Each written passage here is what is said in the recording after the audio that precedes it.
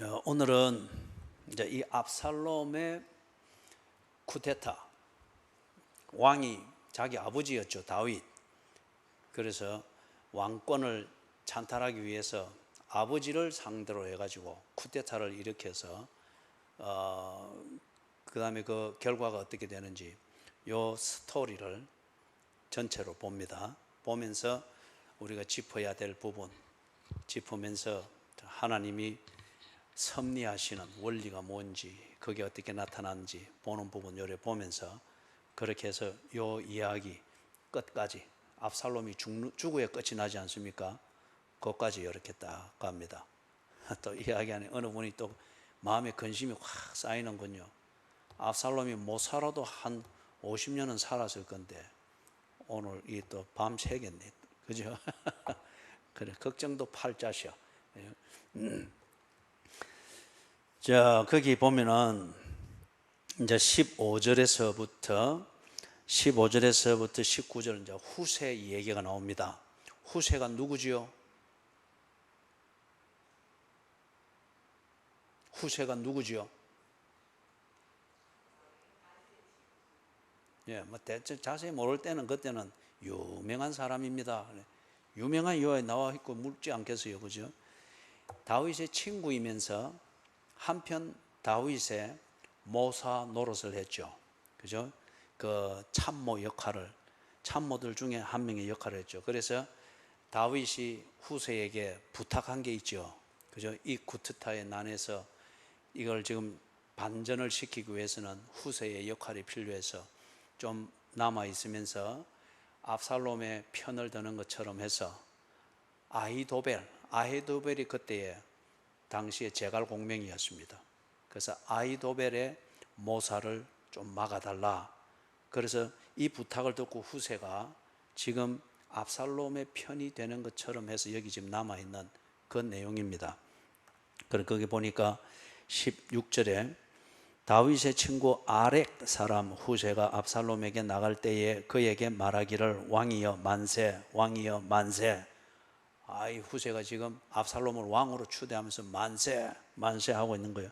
그러니까 17절에 압살롬이 이 딱 속이 보이는 거예요, 그죠? 그래서 하는 말이, 당신 친구는 우리 아버지 다윗인데 이렇게 딱 뒤집어질 수 있느냐? 당신 지금 뭔가 꿍꿍이가 있지?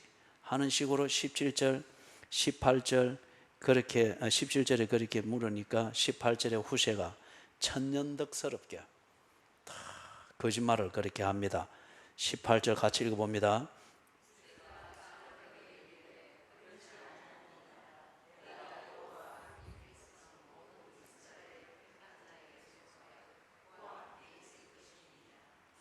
또 내가 이게 이제 누구를 섬기리까? 그의 아들이 아니니까 내가 전에 왕의 아버지를 섬긴 것 같이 왕을 섬기리다 하니라.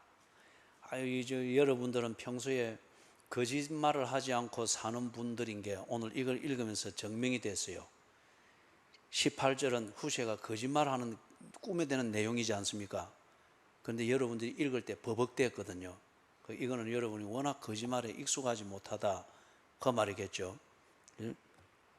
왜 그래 다들 고개를 떨구고 막 미안해하고 그럽니까? 자, 그렇게 이제 했습니다. 그런데 이걸 두고 여러분, 지금 후세가 거짓말하는 거 표면상 볼 때는 거짓말이죠, 그죠? 완전히 속이고 있잖아요, 그죠?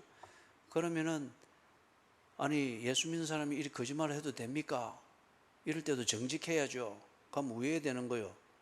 딱 이 김영수 후세 같으면, 다윗이 내가 보내가 왔는데 저 아히도벨 모사를 막고 쿠데타를 지금 실패하도록 하기 위해서 다윗이 나를 여기 심었고 나는 친구이기 때문에 의리를 지키기 위해서 여기 와 있습니다.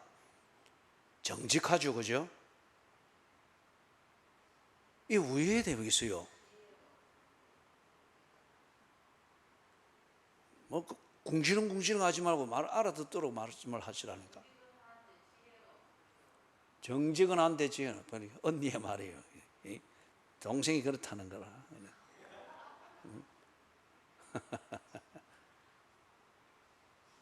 정직은 한데 지혜가 없다. 그러니 이게 도덕적 기준에서 볼 때 이제 이런 겁니다. 도덕이라고 하는 것은 세상이, 그 사회가 불안 요소를 가능하면 없애고, 그래서 함께 살아가도록 하기 위해서 서로 성문화되지 않는 약속입니다. 그래서 소위 우리가 말하는 상식이라고 하는 게 있잖아요. 그래서 이 상식처럼 애매한 게 또한 없어요. 상식이 중요하긴 한데 딱 어떤 경우가 되면은 이 상식이라고 하는 게 실체가 없습니다. 니한테는 상식인데 내한테는 예외가 되는 어떤 이런 모순을 가지고 있는 게 또한 상식이기도 하거든요. 그렇기 때문에 여기서 지금 말하는 게 도덕적으로 볼 때, 그 사회에서 통하는 도덕적 잣대로 볼 때 후세는 거짓말했습니다. 그런데 지금 그 사회가 지금 돌아가고 있는 상황에서 볼 때 그 사회는 지금 어떤 상황입니까? 예? 어떤 상황입니까? 잘못 돌아가고 있는 상황이다. 이 얼마나 지혜로운 대답입니까? 이 대답은 곧 말하면 목사님이 알아 대답하십시오. 그 말과 같은 거 아닙니까? 그죠? 그 지금 이 전쟁 상황이잖아요. 그죠? 전쟁은 이겨야 됩니다. 전쟁은 이겨야 되고, 지금 그리고 후세 편에서 볼 때는 다윗이 아들로부터 이런 쿠데타를 당하는 것, 이 자체가 불의한 거예요. 그죠? 이 자체가 불의한 거예요. 그렇기 때문에 지금 후세가 다윗과 함께 해서 이렇게 후세가 적진에 들어가서 이렇게 하는 것은 전쟁에서 불의는 용병술이고 전략입니다. 그렇기 때문에 이걸 어느 도덕적 잣대를 가지고서 나는 다윗이 보내서 왔는데 이렇게 해서 첩자입니다. 이러면 이게 진짜 이게 순진에 터진 거죠. 그죠? 예. 자, 그 다음에 보십시다. 여러분도 생업의 현장에서 장사를 시작했으면 돈을 벌어야죠. 돈을 벌지 못하고 좌판에 있는 것까지 다 엎을 정도로 후하게 그리 해버리면 그거는 장사를 해서는 안 됩니다. 그죠? 장사는 고객 중심, 수익을 얻는 것 중심, 요 두 가지 균형을 맞추어서 이문을 남겨야 장사를 장사답게 한 겁니다. 자, 그래서 그 다음에 이제 아히도벨을 다 불러서 그 압살롬이 물어봅니다. 이 아히도벨이 그 당시에 제갈공명이에요. 그러니까 이 아히도벨이 거침없이 준비된 계략을 딱 이야기를 해주죠. 먼저 여기서 21절을 같이 한번 읽어봅니다. 시작.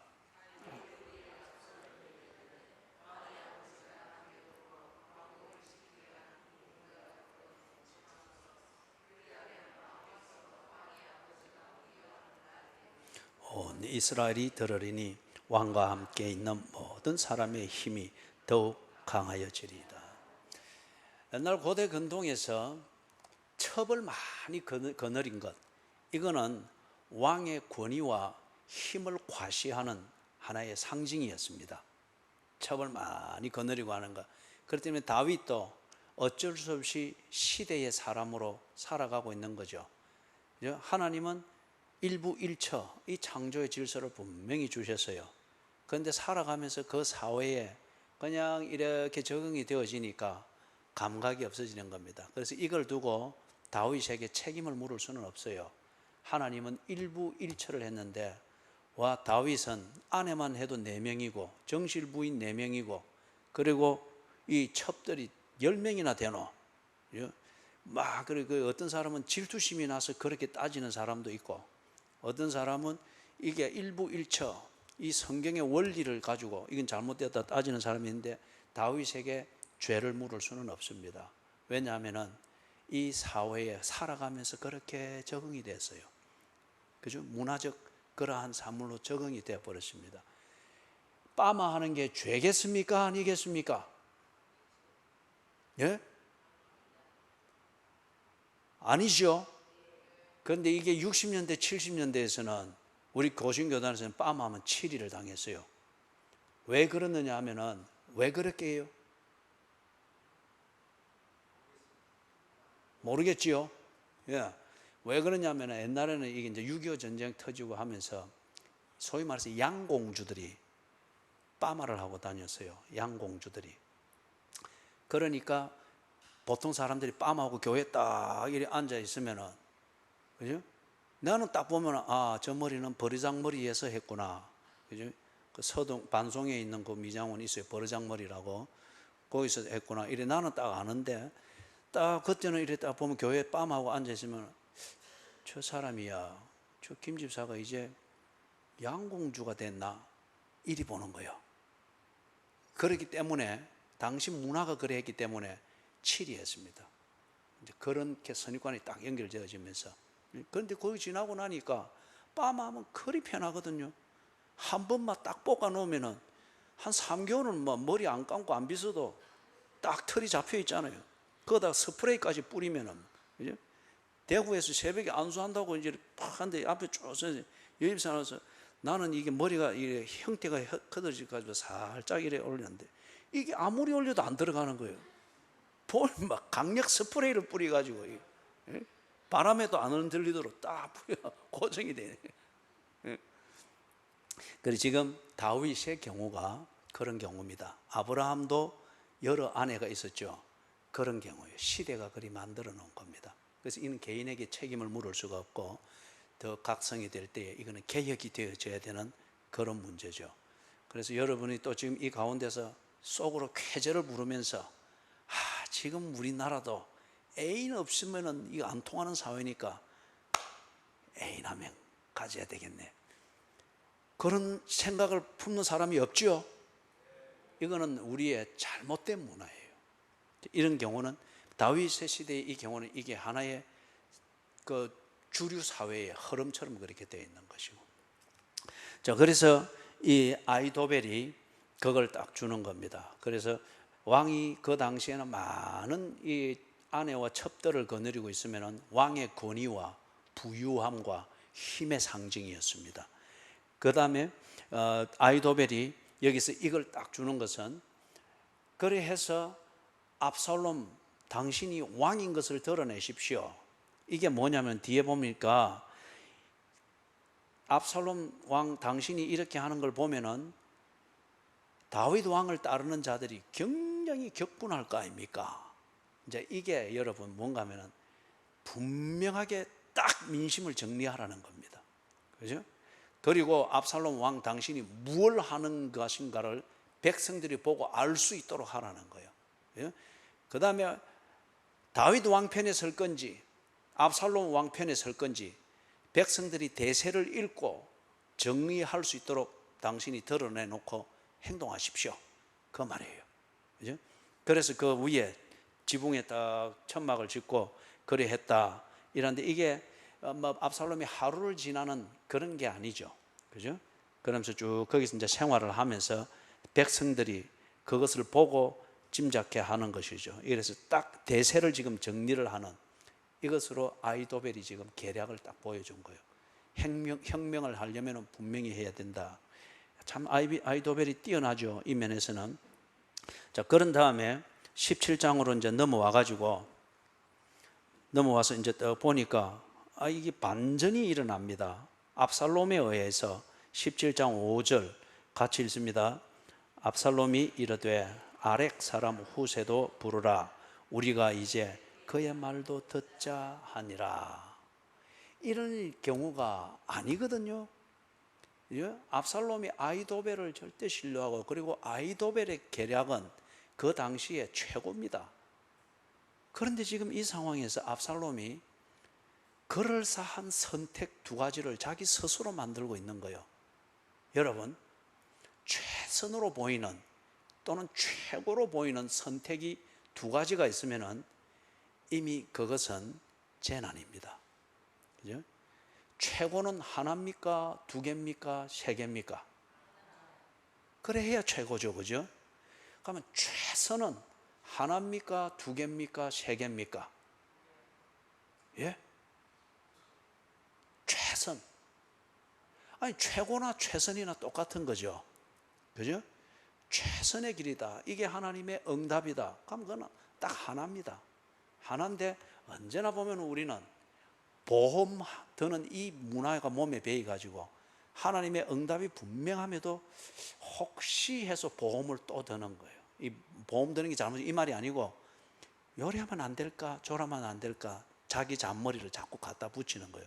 그러니까 열심히 기도하고 분명한 응답 받아서 감동하면서도 행동하는 건 보면 늘 어중간하게 행동하는 거예요.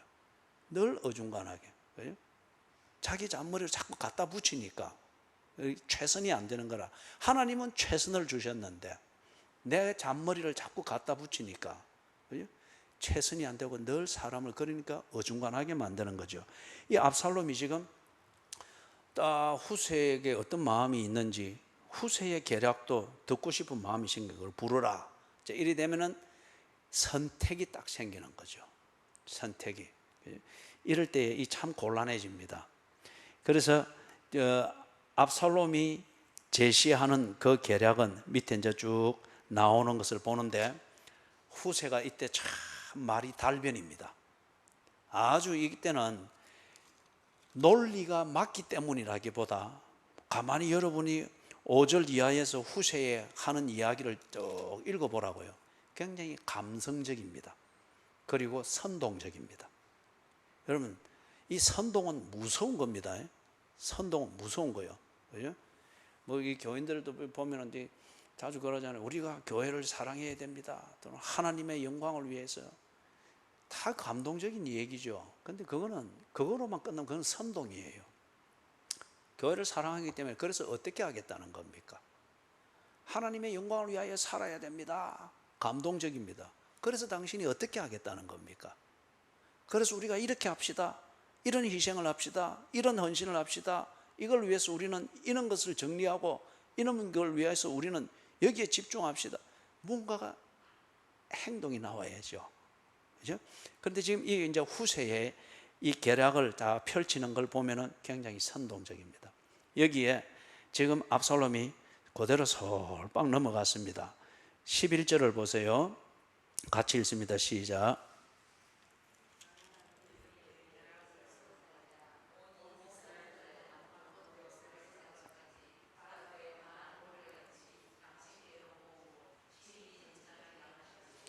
예. 그러면서 전면전을 이야기합니다. 전면전을.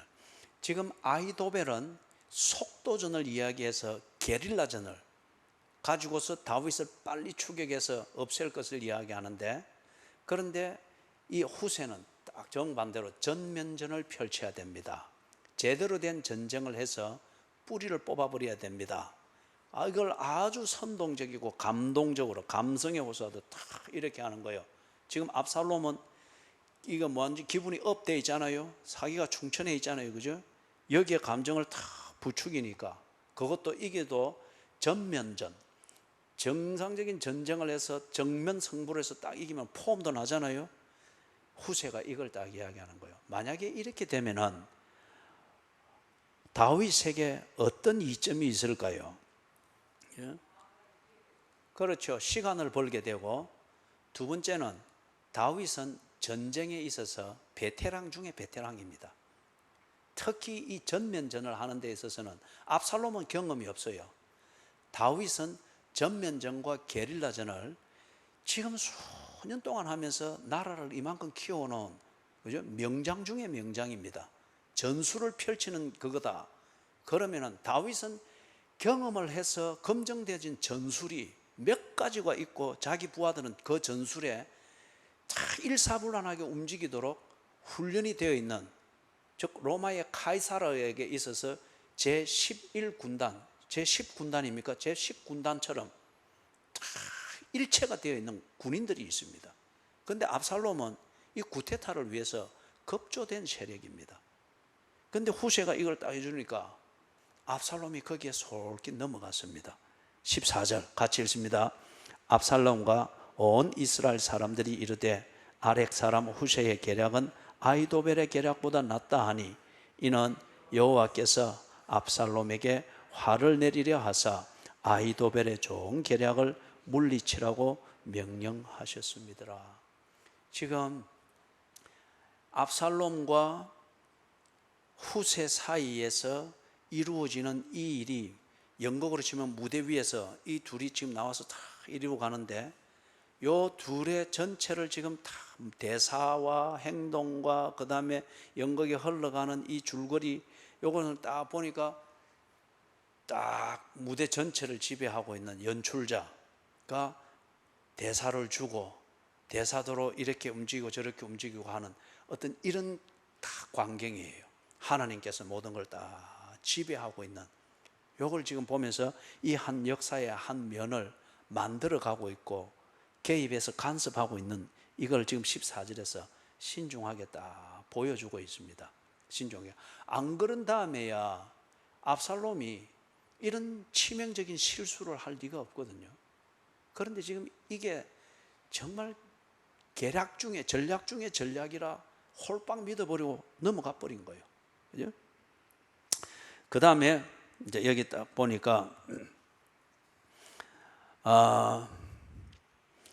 15절에서부터 20절, 여기에 또 다윗이 심어놓은 또 정보원이 있죠, 그죠? 그 사독과 아비아달 그 두 제사장의 그 아들들이 지금 이 정보원 노릇을 하고 있잖아요.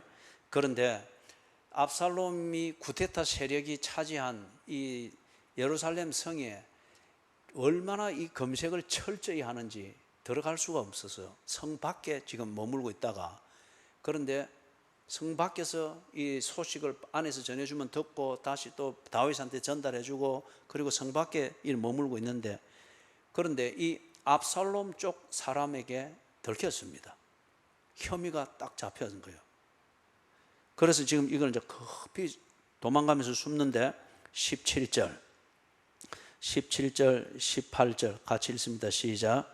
그때에 요나단과 아히마스가 사람이 볼까 두려워하여 감히 성에 들어가지 못하고 에너로겔가에 머물고 있는 어떤 여종은 그들에게 나와서 말하고 그들은 가서 다윗에게 알리더니 한 청년이 그들을 보고 압살롬에게 알린지라 그 두 사람이 빨리 달려서 바후림 어떤 사람의 집으로 들어가서 그의 뜰에 있는 우물 속으로 내려가니 그 집 여인이 덮을 것을 가져다가 우물 아귀를 덮고 찌은 곡식을 그 위에 널매 전혀 알지 못하더라.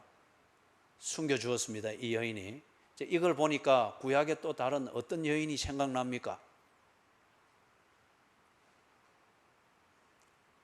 어떤 여인이 생각납니까? 그런 사람이 있죠, 그죠? 그런 사람 여러분 알긴 알아요, 그죠? 예. 예. 그래서 그 숨겨주듯이 지금 그와 유사한 일이 지금 여기서도 일어나는 거예요. 라헬도 그랬고, 그죠? 라헬은 뭐 우물에 숨겨준 것은 아니지만은, 그죠?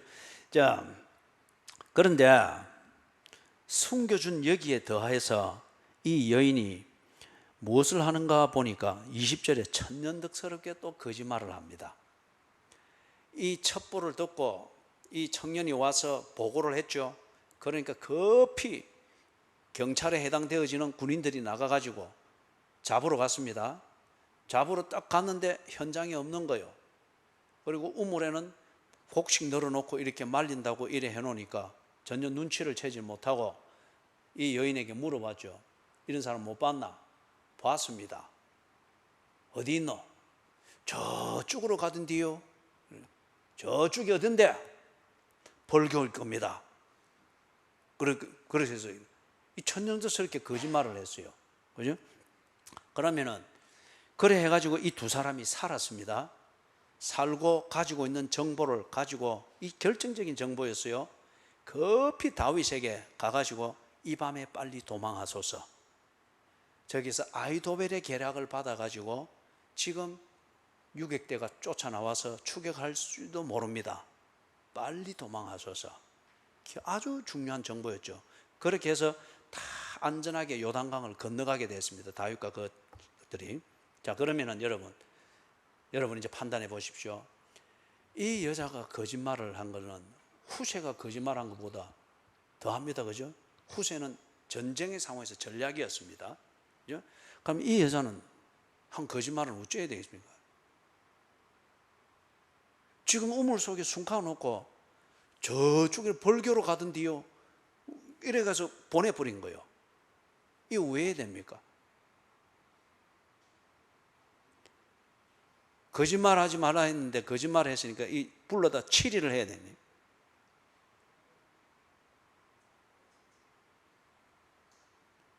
중전마마 대답해 보소.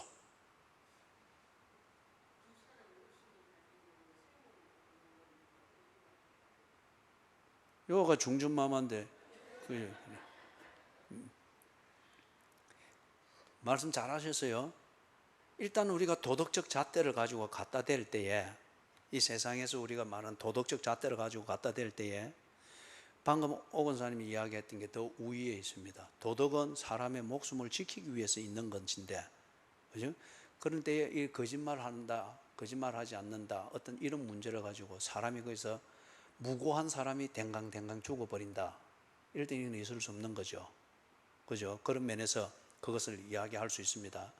그러면 보다 더 상위에서 성경적 원리에서는 어떻게 이걸 해결해야 될까요? 거짓말 하지 말라 했잖아요. 그죠? 거짓 증거하지 말지니라. 그런데 여기서 지금 딱 형식상 볼 때는 거짓 증거를 하고 있습니다. 물론 전쟁의 상황이죠, 이것도. 그렇기 때문에 아군을 지키기 위한 전략으로서 그렇게 볼 수는 있습니다. 그러나 이 여인이 지금 전쟁에 가담한 것은 아니잖아요. 민간인이잖아요. 그죠? 그래서 이것의 원론적인 성경적인 근거에서는 그렇습니다. 우리가 인간이 살아야 돼, 사는 데 있어서 절대적인 기준, 다시 우리가 이렇게 살아내야 될 그 목적은 무엇입니까? 첫째, 사탄을 영화롭게 하기 위해서. 둘째, 하나님을 영화롭게 하기 위해서. 셋째, 내 하고 싶은 것을 즐기기 위해서. 몇 번입니까? 그래서 2번을 인정하고 2번을 믿는 사람일 것 같으면 하나님을 영화롭게 하는 이 목적을 위하여서 다른 모든 것들을 거기에 맞추어 가게 될 것입니다. 그죠? 2번을 인정하지 않고 이것을 믿지 않는 사람일 것 같으면 하나님을 영화롭게 하기 위해서 내가 한 모든 것이 그 사람에게는 어리석게 보이든지 거짓으로 보이든지 범죄로 보일 수 있겠죠. 무슨 말씀인지 알겠어요? 그렇기 때문에 지금 오늘날에도 특히 한국 상황에서 이 종교에 대한 이 국민들의 신뢰도 뭐 이런 거 조사해 가지고 한 번씩 발표하는 거 보니까 불교는 66% 신뢰를 하고, 신뢰하는 사람들이 국민의 조사 대상 중에서 66%, 로만 카톨릭 약 63%, 우리 개신교 기독교는 몇 %겠어요? 예? 이상합니다. 여러분은 질문만 하면 다 눈을 뜨고 이렇게 쳐다를 보고 있고, 또 설명하기를 시작하면 저 눈을 내리고 너가 돼 있고. 29% 우리 개신교가. 초창기는 안 그랬거든요. 자, 그렇다고 해서 그렇기 때문에 우리가 이 좀 낮은 것을 봐야 되고 어떻게, 그래서는 안 돼요. 그래서는 안 돼요. 그걸 가지고 우리의 도덕적 수준을 점검하는데 반면교사로 삼을 이유는 있습니다. 그러나 그것을 절대시해서는 안 됩니다. 사탄을 영화롭게 하는 자들이, 하나님을 영화롭게 하는 자들이 하는 행동이 옳다, 도덕적이다, 절대 그렇게 인정해 줄 리가 없습니다. 예를 들면 동성연애와 동성간의 결혼을 합법화하는 것이 인권을 존중하는 것이다라고 말하는 사람들에게 우리는 창조의 질서를 지키고 하나님이 세운 법칙대로 한 남자와 한 여자가 가정을 세워 사는 것, 이게 인간다운 것이다라고 말할 때에 그들은 우리 보고 독단이라고 할 거예요. 그리고 그것을 가르치고 그것을 믿는 기독교야말로 이거는 참 해악을 끼치는 종교다라고 말할 것이며, 그것을 가르치는 교회를 그들은 신뢰하지 않을 겁니다. 돌지를 할 겁니다. 그런 게 이런 결과에 다 포함이 되는 거예요. 그죠? 그렇기 때문에 그런 것을 보면서 기독교가 이래 엉망이다, 우리가 뭘 이래서 대놓고 그런 것 가지고 막 서로 간에 이 손가락질하고 비판하고 그러면 안 됩니다. 참고할 것은 참고를 하고, 그죠? 그렇기 때문에 여기서 하나님을 영화롭게 하는 것이 인간의 목적이며 그 목적을 위하여서 올바르게 사는 것, 집중되어 사는 것이 절대적인 도덕이다. 인간이 살아야 될 길이요, 그게 우리가 지켜야 될 윤리다라고 이렇게 믿고 사는 사람들, 그것을 위하여서 사탄을 영화롭게 할 수 있는 일은 절대적으로 거부할 겁니다. 사탄에게 거짓말을 해서라도 사탄을 영화롭게 하기 위하여 하나님의 영광이 무시되어지고 가리워지는 것을 결코 하지 아니하려고 할 거예요. 제 말 이해가 됐어요? 그죠? 가령 예를 들면은 우리 김 집사님이 나는 오늘도 성심일을 위해서 일하러 간다, 이 더위 속에서도 나는 견딜 수 있다, 갔단 말이에요. 그런데 딱 보는데 자기 아내에게 해가 될 수 있는 어떤 그런 유혹을 동료 직장인으로부터 받았습니다. 오늘 저기 미스 김, 미스 박 나오는데 오늘 같이 안 갈래? 하면서 막 노래방에서 시작되는데 오늘 진짜 그죠? 막 그렇다고 치십시다. 그죠? 그런데 우리 김 지사님이 딱 생각할 때 그거는 내 아내에게 결코 영화로운 것도 아니고 아내를 사랑하는 내 양심에 맞는 것도 아니고, 그리고 아내에게 이거는 괴로움을 줄 뿐이지, 내가 하는 이게 나는 잠시 생각 즐긴다고 하는 거지만은 일탈이 될 때 이게 얼마나 배신감을 주고 마음을 힘들게 할 것인가. 그래서 그런데 또 친구의 일에 또 직장 동료의 얼굴을 보니까 이 면전에 대놓고 거부하기도 그렇고, 그거다가 이게 또 우락부락 한단 말이에요. 우락부락 해가지고 이게 또 신경 거스리면은 한 달 내내 이 또 공사판에서 괴롭힘 당할 것 같고, 그러니까 이 지혜로운 우리 또 김 집사님이, 보통 지혜로운 게 아니거든요, 그죠? 지혜로운 우리 김 집사님이 딱 거기 이제 둘러대는 거예요. 그죠? 둘러대는 거예요. 오늘 저녁에 우리 아내가 올 건디, 올 이유가 없는데 왜 오나? 진통제 가지고 올 건디. 그죠? 그러니까 그 사람이 진통제 지난주 가져왔는데 아마 또 잊어버린 게 있어 또 가지고 올 건디. 제가 조금 어설프게 이야기를 지어냈습니다만은, 그럴 때에 김 집사님이 한 그 행동은 보면은 그 직장 동료들 간에 지키는 도덕에 있어서는 거짓말한 겁니다. 그런데 그걸 거짓말했다고 김 집사님이 이중적 마음을 가진 이 거짓말하는 인격자네, 그리 말할 수 있겠어요? 이걸 뒤에 성신건사가 알게 됐을 때에 아이고 여보, 병아리 한 상을 보았나? 먹었지? 잘했꿍, 그죠? 얼마나 거짓말도 잘했꿍, 그죠? 제 말 이해가 되겠어요? 됩니까?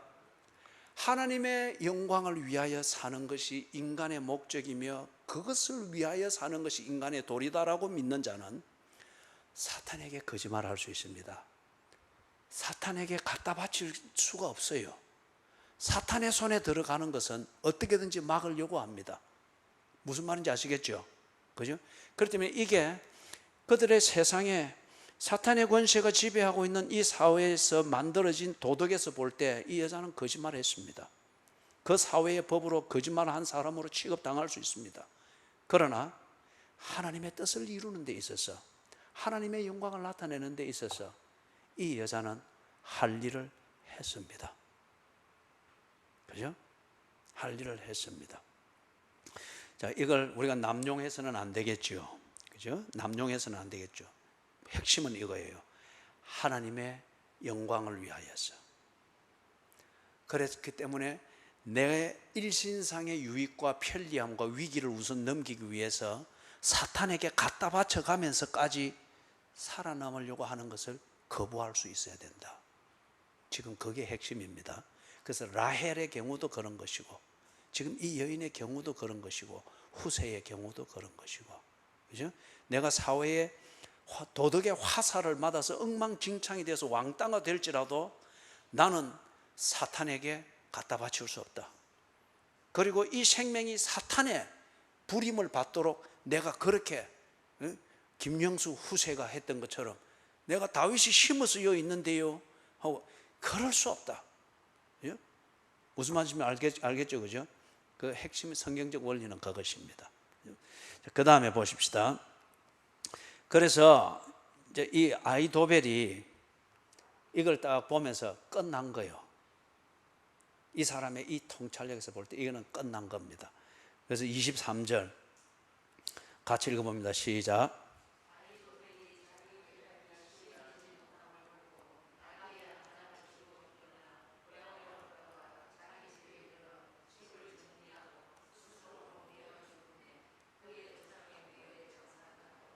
예. 우리 조선시대 그걸 보더라도 이렇게 한 번씩 보면 그런 게 있죠. 그죠? 반정을 도모하다가 핵심에 있는 것은 물론이거니와 언저리에만 있어도 반정을 도모하다가 실패로 돌아가면은 능지처참 당하는 것 비참한 죽음들과 그 과정이 있잖아요. 그죠? 아히도벨이 자기가 야심을 가지고 했던 이게 실패로 돌아간 것을 자기는 읽을 수가 있었습니다. 그래서 스스로 딱 끝을 냅니다. 자살하고 끝냅니다. 그 다음에 압살롬하고 드디어 이제 전면전이 벌어졌어요. 후세의 말대로 압살롬이 쫙 나와서 기세등등하게 딱 전면전이 펼쳐졌는데 18장 1절 2절 같이 읽습니다. 이에 다윗이 그와 함께 한 백성을 찾아가서 천부장과 백부장을 그들 위에 세우고 다윗이 그의 백성을 보내세 3분의 1은 요압의 휘하에 3분의 1은 서루야의 아들 요압의 동생 아비새의 휘하에 넘기고 3분의 1은 가드 사람 이때의 휘하에 넘기고 왕이 백성에게 이르되 나도 반드시 너희와 함께 나가리라 하니 하면서 전술이 착착착 다듬어지고 있는 걸 봅니다. 그렇기 때문에 이 다윗으로서는 압살롬이 전 군대를 끈들고 전면전을 하러 나옵니다. 이걸 들을 때 다윗은 이미 끝났다 딱 정리할 수 있는 거죠. 그렇게 싸워본 게 한두 번이 아니거든요. 예? 여러분 한니발 장군 알죠? 한니발 장군, 카르타고의 명장 한니발이 로마까지 코끼리 부대를 이끌고 알프스 산을 넘었잖아요. 그리고 이탈리아 북쪽에서부터 쭉 들어와 가지고 저 이탈리아 남쪽 지역에 다 들어 앉아 가지고 그 한 15년입니까? 그동안 계속 그 안방에 들어 앉아서 로마를 유린했단 말이에요. 이걸 어떻게 처리를 못하는 거예요, 로마의 이 장수들이. 그래서 유린을 당하고 있는데 그 중에 한 명 젊은 명장이 나오죠. 그죠? 스키피오입니까? 그 나와가지고 이 젊은 명장이 자기 아버지가 한니발과 싸우다가 죽었습니다. 그래서 그 대를 잇겠다 해서 젊지만은 총사령관으로 다 임명되어서 전술을 펼치는 거예요. 그래서 이 사람이 젊은 명장이 가만히 생각하니까 코끼리 부대를 이끌고 이 한니발 장군이 전술을 펼치는 데는 아주 명장이다 말이에요. 그런데 가만히 보니까 넓은 공간이나 평원 언제나 여기서 한니발 장군이 전술을 펼치면 언제나 이긴 거라. 그래서 코끼리가 제대로 움직이지 못하도록 그래서 이 스키피오가 딱 전술을 펼치되 전면전으로 딱 끌어낸 다음에 좁은 지역으로 선택을 한 거예요. 좁은 지역으로. 그러면 이 코끼리 부대가 넓은 지역이 아니고 좁은 지역이면 제대로 이게 전술이 안 되잖아요. 그죠? 그리고 로마 군대를 편성을 할 때에 딱 이 의자 열처럼 이 열 쫙 섰으면 이만큼 공간 비우고 또 여기 열 세우고. 그래서 이 한니발이 전쟁을 할 때에 코끼리 부대를 제일 먼저 진격을 시키는 거예요. 그래서 다 짓밟고 지나가면은 그 다음 보병들이 가면서 쫙 정리를 하는 이 전술이었는데 코끼리가 쫙 올 때 요리 세워놨던 로마 군대가 편성이가 이렇게 해서 쫙 옆으로 갈라지는 거예요. 코끼리 오는 요 길을 빼서 착 갈라지면은 코끼리는 군인 한 명도 못 밟고 쫙 길 내준 요 사이로 그냥 쉥 달려가 버리는 거예요. 쉥 달려. 그건 무용지물이죠. 뭐. 그리고 보병끼리 싸우면 로마의 군대의 보병을 당할 군대가 없는 거예요. 그렇게 해서 이 장수가 한니발 장군을 물리쳤습니다. 그래서 영웅이 됐죠. 그리고 로마를 구해냈죠. 그런데 여기서 지금 18장에서 다윗이 전술을 탁 펼치는 거 보세요. 일사불란하잖아요. 명장이 3명이나 탁 있고, 지난주에 보았던 이때가 여기서 지금 딱 이 다윗의 언덕을 갚는 충신 중에 충신이 되어서 한 축을 딱 담당하고 있잖아요. 그런데 다시 로마 그 이야기로 돌아가 가지고 한니발 장군과 싸울 때 이 보통 명장이 아니니까 얼마나 이 군인들의 사기를 돋워야 돼요. 이때에 이 스콜피오 이 젊은 사령관이 자기 군인들이 싸우다가 어느 곳에서라도 자기의 사령관, 지휘관이 함께 있다는 것을 볼 수 있도록 전쟁터를 어슬렁거리습니다. 언제든지 볼 수 있도록 너희들의 지휘관이 도망가지 않고 너희들과 함께 있다는 것을 보고 싸울 수 있도록 그걸 해줬다는 거예요. 그것처럼 이 다윗이 이 전쟁 나가는 이 군인들에게 사기를 복두두기 위해서는 나도 나간다. 이게 고대 전쟁에서는 이게 당연히 그래 해야 했거든요. 왕이 전쟁터에 있어야만 했습니다. 그래서 나도 나간다. 그래 했는데 이때에 이 군인들이 말리잖아요. 충신들이. 혹 어찌 될지 모르니까 하면서 딱 다윗을 안전하게 그렇게 딱 두고 나가서 싸우는데 완전히 완성을 거두죠. 전면전은 압살롬의 이 쿠데타 세력이 급조된 이 전술로 전면전에 노장경의 노련한 이 명장인 다윗을 이길 수가 없죠. 그래서 완성을 딱 거둡니다. 그래서 18장 9절 거기에 보니까 거기도 같이 한번 읽어보십시다. 압살롬이 다윗의 부하들과 마주치니라. 압살롬이 노새를 탔는데 그 노새가 큰 상수리 나무 번성한 가지 아래로 지날 때에 압살롬의 머리가 그 상수리 나무에 걸림에 그가 공중과 그 땅 사이에 달리고 그 탔던 노새는 그 아래로 빠져나간지라. 이 그림이 어떤 그림인지 상상이 되죠? 그죠? 그런 다음에 14절을 봅니다. 같이 읽습니다. 시작. 요압이 이르되 나는 너와 같이 지체할 수 없다 하고 손에 작은 창 셋을 가지고 가서 상수리 나무 가운데서 아직 살아있는 압살롬의 심장을 찌르니 요압의 무기를 든 청년 10명이 압살롬을 에워싸고 쳐 죽이니라. 압살롬 죽었습니다. 끝. 그죠? 이게 참 굉장히 이 끝이 전쟁이 전면전을 가지고서 마무리되는 이걸 가지고 전면전에서 다윗이 완성을 했다는 이걸 압살롬의 이 죽음, 드라마틱한 이 죽음을 묘사하면서 딱 분명하게 정리해서 보여주는 것을 우리가 볼 수 있죠. 그렇죠? 자, 그러면 여러분 보세요. 이 이야기에서 우리가 두 가지를 생각을 해야 됩니다. 하나님의 섭리의 그 원리. 첫 번째는 왜 하나님께서 이걸 첫 번째로 먼저 보기보다 먼저 이게 두 번째 보고자 했던 걸 먼저 보십시다. 시편 37편 7절에서부터 15절을 찾으십시오. 시편 37편 7절에서부터 15절.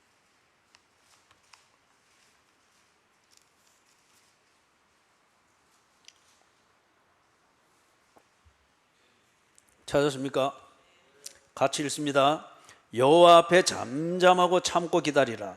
자기 길이 형통하며 악한 꾀를 이루는 자 때문에 불평하지 말지어다. 분을 거치고 노를 버리며 불평하지 말라. 오히려 악을 만들 뿐이라. 진실로 악을 행하는 자들은 끊어질 것이나 여호와를 소망하는 자들은 땅을 차지하리로다. 잠시 후에는 악인이 없어지리니 네가 그것을 자세히 살필지라도 없으리로다. 그러나 온유한 자들은 땅을 차지하며 풍성한 화평으로 즐거워하리로다. 악인이 어인치기를 꾀하고 그를 향하여 그의 일을 가는도다. 그러나 주께서 그를 비웃으시리니 그의 날이 다가옴을 보심이로다. 악인이 칼을 빼고 활을 당겨 가난하고 궁핍한 자를 엎드러뜨리며 행위가 정직한 자를 죽이고자 하나 그들의 칼은 오히려 그들의 양심을 찌르고 그들의 활은 부러지리로다. 여러분, 그 생업의 현장에서 참 이 표현이 좀 뭐합니다만은 벌어먹고 살려고 일을 하는 게 참 힘들죠. 그죠? 참 버겁죠. 애쓰는 것만큼 안 되는 것 같아서 정말 무리가 되는 때들이 또한 많죠. 그런 가운데서 내가 주일날 예배 드리고 은혜 받고 깨달은 바대로 살아야지, 그 믿음 지키면서 살기도 참 어렵죠. 그죠? 여러분이 바로 살려고 하면 할수록 그걸 또 이용해 먹으려고 하는 그런 또 하이에나들이 툭툭 나오잖아요. 그죠? 하나님께서 우리가 할 수 없는 것을 두고 하라고 하시지는 않습니다. 그런데 대개의 경우 우리가 바로 살려가면 할수록, 믿음대로 살려고 하면 할수록 그렇게 살아서는 벌어먹고 살지도 못하겠다 싶은 상황들이 늘 우리에게 다가옵니다. 이럴 때 우리 힘으로 안 돼요. 그때 하는 말이 지금 이 시편의 37편에서 말하는 겁니다. 의인을 하나님이 지키신다는 겁니다. 내가 하나님 편이 되고자 할 때, 그죠? 어느 것 하나라도 사탄을 영화롭게 하는데 내 것이 이용되어서는 안 되겠다. 나는 전적으로 하나님의 영광을 위한, 이걸 위해서 이번 한 주도 나는 살아야지. 내 직장 생활이 그렇게 돼야지. 벌어먹고 사는 것도 그렇게 돼야지. 그런데 그렇게 결심을 하고 하려고 하면 할수록 그렇게 하지 못하도록 만드는 그 사람이나 사건들이 내 결심보다 더 강하고 무섭게 다가온단 말이에요. 이럴 때에 의인이 힘으로는 안 됩니다. 가진 것으로도 안 돼요. 재능으로도 안 돼요. 건강으로도 안 돼요. 그럴 때 의인이 그래도 하나님 편에 서려고 어떻게 합니까? 하나님 도와주십시오. 사탄의 이용은 당하지 않도록 해주십시오. 이게 의인이 하나님 편에 서고자 하는 우리가 할 수 있는 최종의 몸부림입니다. 그리고 이게 우리의 진심입니다. 그럴 때에 하나님은 그 의인을 지키신다고 합니다. 하나님이 무책임한 분이면은 이리 급할 때 하나님 날개 아래 피하는데, 니 안 되겠다, 니가 여기 있으면은 저 사탄들이 이 나오면은 복잡해지네, 좀 나가라. 하나님은 그런 분이 아니다 이거예요. 그냥 그렇게 피할 때에 가진 것은 없고 재주는 없지만 나는 하나님 편이 되기를 원합니다. 의인으로 살기를 원합니다 해서 피할 때에 하나님은 암탉이 병아리를 품듯 품으시고 쫓아오는 악인을 물리친다는 겁니다. 이게 지금 다윗이 아들 압살롬의 쿠데타를 받으면서 지 힘으로는 버선발로 도망가야 했어요. 그런데 지금 이 반전이 일어나요. 군데군데 일어나면서 다윗이 제자리로 돌아오게 되는 걸 봅니다. 의인을 지키시는 하나님의 일하심입니다. 하나님의 일하심. 그 다음에 두 번째는, 그런데 말입니다, 그게 감동적이긴 한데 목사님, 그럴 것 같으면은 애초에 다윗이 이런 반란을 안 당하도록 해주면 되지 않습니까? 그래서 아들도 좀 착하고 이래 해서 말도 잘 듣고, 그래서 막 늘 그 집에 띵까띵까 하면서 이래 지내면 막 그러면 다 좋을 텐데 왜 이리 복잡한 걸 하나님이 만듭니까? 그 질문이 들죠. 안 들면은 여기서 막 설교 끝내고, 그 질문이 든다 하면은 이거 설명을 해야 되고, 그 질문이 든다 하시면 손 들어 보시오. 이제 길어도 이제 여러분 불평 못 해요. 절대 다수가 손 들었으니까. 안 든 분도 있지만은. 선악과 알죠? 선악과 얘기. 그죠? 이거 지난주에 통근통독 하신 분들은 잘 배웠어요. 이 불만 섞인 질문은 선악과, 에덴 동산에서 인간의 타락이 되게 되었던 그 선악과 사건에서부터 이 질문이 되어야 돼요. 왜 하나님이 좋은 에덴 동산을 만들었고, 그리고 아담과 이브가 분위기가 얼마나 좋았습니까? 내 뼈 중에 뼈요 살 중에 살이라. 부부의 분위기가 얼마나 좋고 그렇게 분위기 맞춰 살 수 있도록 에덴 동산까지 줬는데, 왜 하나님이 동산 중앙에 선악과를 두가지고, 그것도 거기다가 조건을 두셔가지고 먹지 마라, 먹지 말아야 될 것은 안 보이게 두든지 훤히 보이게 두고, 보이는 것도 아주 아름답게 이렇게 탁 두가지고, 그죠? 술 끊고 따고 왔는데 보니까 딱 선반에, 그죠? 그건 뭡니까? 쫙 멋진 그 뭡니까 뭐 위스키 병에 탁 해가지고 그런 것처럼 선악과를 곧 딱 두가지고 봐도 먹음직스럽고 생각만 해도 먹음직스럽도록 그걸 딱 두고 그 다음에 또 조건을 거는 게 먹지 마라. 먹으면 니 반드시 죽는다. 아니 그걸 그러면 한쪽 구석에 두든지 아니면 보면은 딱 식욕이 떨어질 정도의 그런 걸 두든지 제일 중앙에 두가지고 그것도 아주 먹음직스러운 걸로 딱 이러고 먹지 마라. 먹으면 죽는다. 왜 그러느냐 말이에요. 이 하나님의 심술도 아니고 하나님께서 인간을 딱 지으실 때에 하나님의 마음이 뭐였습니까? 니하고 내하고 재미있게 살자. 네? 나는 니 없으면 못 산다. 니도 내 없으면 못 사는 그런 사람이 되라. 그래서 우리가 정말 재미있게 살자. 그렇기 때문에 내가 너를 사랑하고 니 없으면 내가 못 살 정도로 너를 보고 싶어 하듯 너도 나를 의지하고 나를 기대해야 된다. 하나님이 딱 아담과 이브한테 그런 거예요. 난 니한테 일편단심이다. 그러면 니도 내한테 일편단심 돼야 된다. 그죠? 그러면서 이걸 아담과 이브가 가만히 이 부부간에 금실 좋은 거 보니까 여기 기분 좋은 대로 이렇게 홀딱 넘어갈 조짐이 보이는 거예요. 내 뼈 중에 뼈요, 살 중에 살이고 멋자고 이래. 그죠? 하나님한테는 한 번도 그런 고백 안 하면서 저것 둘이 만나면 뭐 뼈가 어떻고 살이 어떻고 막 이래서 앉는 거예요. 그죠? 그래서 하나님이 존잔하게 다 동산 중앙에 요 선악과를 딱 두고 먹지 마라. 먹으면 죽는다. 이 말이 무슨 말이냐 하면은 네가 이걸 볼 때마다 내가 니인데 일편단심이듯이 너희들도 내게 일편단심이 되어야 된다는 것을 항상 기억해라. 내가 니인데 지조를 지키듯이 너도 내게 지조를 지켜야 우리가 관계가 유지되고 교제가 된다는 것을 반드시 기억해라. 내가 너를 위하여서 이 모든 것을 만들고 이 모든 것을 공급하고 지키는 이 지조를 지키는 일편단심이듯이 너 또한 나를 위해서 내 말을 존중하고 너를 향한 내 마음을 존중하고 그래서 너희들도 내게 순종하는 이것으로 일편단심을 보여줘야 된다. 이걸 기억해야 된다. 어떤 경우에도 내가 변심을 가져서도 안 되듯이 너희들도 변심이 되어서는 안 된다. 이걸 기억해라. 그걸 위해서 선악과를 딱 둔 거예요. 그래서 아담과 이브가 그걸 볼 때마다 그래, 하나님과의 관계 안에 내가 있지. 하나님이 내게 일편단심이듯이 내가 하나님께 일편단심이어야지. 하나님이 나를 위해서 못할 것이 없듯이 내가 하나님을 위해서 순종하지 못할 것이 없는 이런 삶이 돼야지.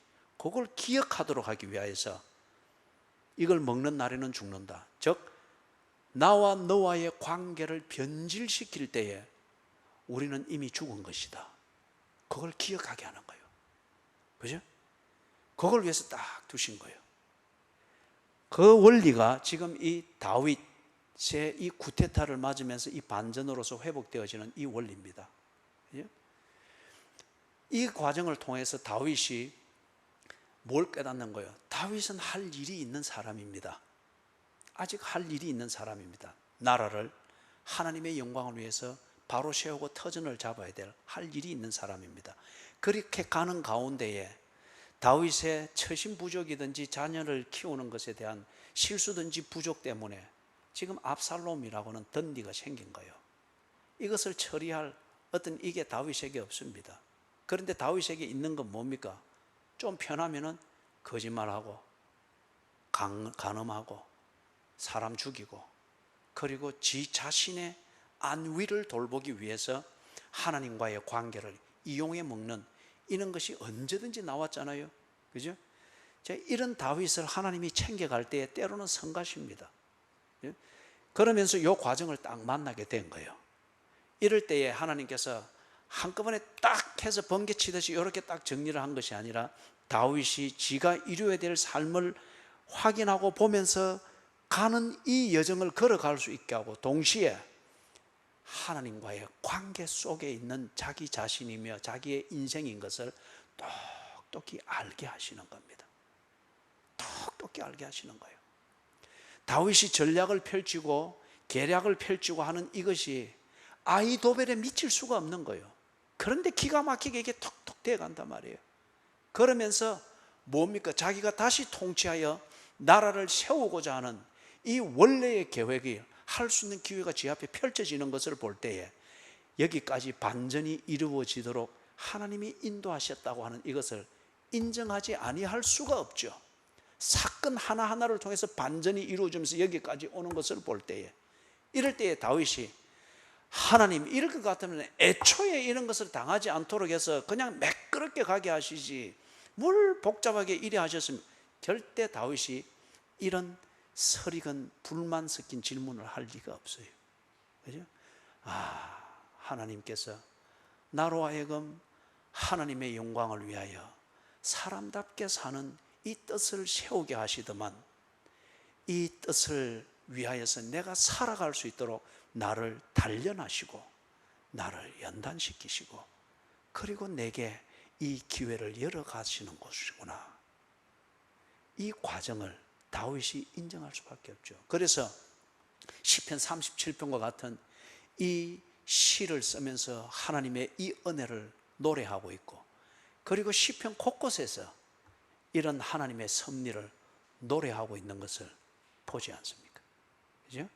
오늘 이 압살롬의 이 반전의 이 얘기를 우리가 읽으면서 사건 하나하나를 통해서 우리가 생각해야 될 것, 어느 경우를 만나더라도 여러분이 먹고 사는 삶의 현장에서 몸부림을 칠 때 여러분의 뜻대로 되지 않고 이대로 무너지는 것과 같은 그런 상황을 겪게 될지라도 절대 포기하지 마십시오. 게임은 끝난 것이 아니에요. 그죠? 하나님이 일하고 계시는 것을 절대 잊지 말도록. 아히도벨과 같은 태산을 만날지라도, 그리고 내게는 후세와 같은 조약돌과 같은 대안이 있을 뿐일지라도 포기하지 마십시오.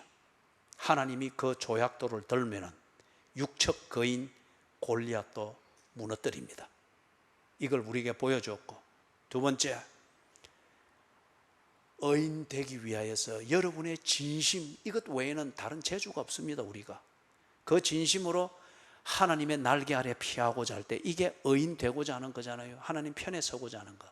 그럴 때에 하나님은 의인으로서 사는데 필요한 양식을 주실 것이고, 의인으로서 폼을 잡을 수 있도록 행색을 챙길 것이고, 의인으로서 사탄의 그늘에서 빌어먹지 않도록 하나님의 영광을 위하여 살 수 있도록 하나님께서 길을 여시고, 그리고 여러분의 하는 일들을 만들어 가실 겁니다.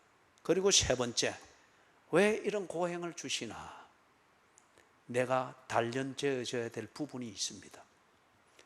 내게 주신 뜻을 세우게 하셨던 그 목적, 이것을 이루는 데 있어서 내게 다듬어져야 될 성향이 있고, 고쳐져야 될 습관이 있고, 넘어가야 될 내 자신의 인간의 한계와 약점이 있습니다. 이것을 단련해 가시는 하나님의 일하심입니다. 그래서 시편 37편 7절에서 뭐라 했습니까? 여호와 앞에서 잠잠하고 그를 기다리라. 이게 오늘 우리가 읽었던 다윗의 이야기의 그런 프로세스입니다. 하나님은 여러분을 위해서 일합니다. 여러분이 의인인 게 분명하면, 그리고 의인으로서 처신하기를 결심하는 이 진심이 분명하면, 하나님은 여러분의 그 진심을 절대 배신하지 않습니다. 그리고 한 주간의 삶이 우리에게 힘들게 다가올지라도 그것은 우리의 몸을 고단하게 만들 뿐 우리의 영혼은 한치도 건들 수 없습니다. 우리의 영혼을 가지고 죽게 피하십시오. 그럴 때에 이 불볕 더위에서도, 불경기라 다 아우시는 이때에도 재놓고 살 수 없을지는 모르나 의인답게 사는 데 있어서는 지장이 없도록 하나님이 인도하실 것입니다. 이럴 때는 아멘 하는 거요. 마스크를 벗고라도 아멘 하고 이때야지. 그런 기백이 있어야 뭐 사참도 물리치고 하지. 자, 우리 자리에 다 일어나실까요?